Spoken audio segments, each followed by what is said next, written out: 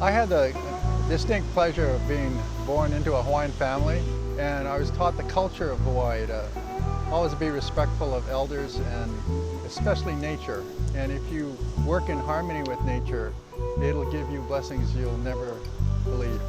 There are not a lot of surfers that have a maneuver named after them, and the Paul Strauch 5, the stretch 5 is named after Paul.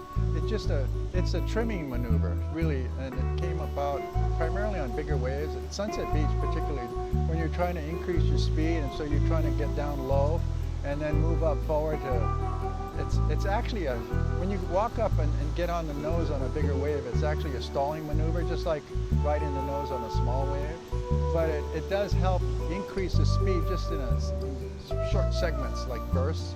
The thrill when you are in that position, when you have a Strauch 5 going on a good sized wave, you're flying. You're on the front of the board going 700 miles an hour. Instead of stalling up at the top, which a lot of people in the late 50s were doing, I couldn't understand why they would stand up there, and then the wind would hold them up there too long or something, and they would just come crashing over the falls, as opposed to maybe stalling using your descent on the wave to your advantage and let the wave peak up over you and then turn off the bottom when you have all that speed, and then your trimming is a lot more effective. He was really quiet, soft-spoken. I mean, I think he was a perfect representative of the Duke Kahanamoku surf team. I thought it was a great place for him.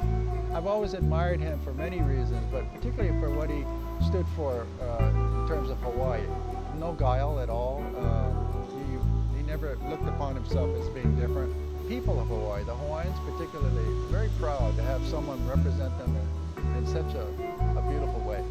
Birdwell is in a unique place to tap all these great moments of history that they were a part of, and then to bring them up one piece at a time. And you're like, oh, I remember that. Wow, that was great. This was I think in the 70s, and I had access to a friend who had a pair. It didn't fit him anymore, and he says, hey, I'm going to get rid of these. You want them? And I said, sure. And so that's how I got my first Birdwell. It was a hand-me-down. And I must have wore it for like 6 to 8 years, until my waist got bigger. Oh, I think trying to bring back those certain regal colors, I think is great. I still love the craftsmanship that goes into the product. I mean, it speaks for itself. They fit well.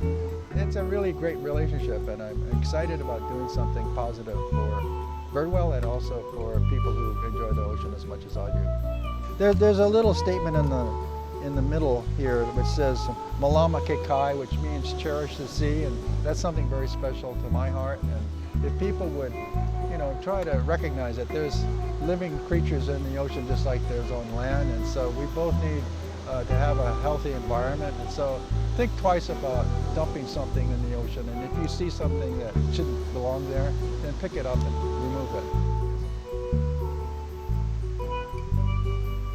I can't think of something that gives me as much exciting, reflections and memories as surfing.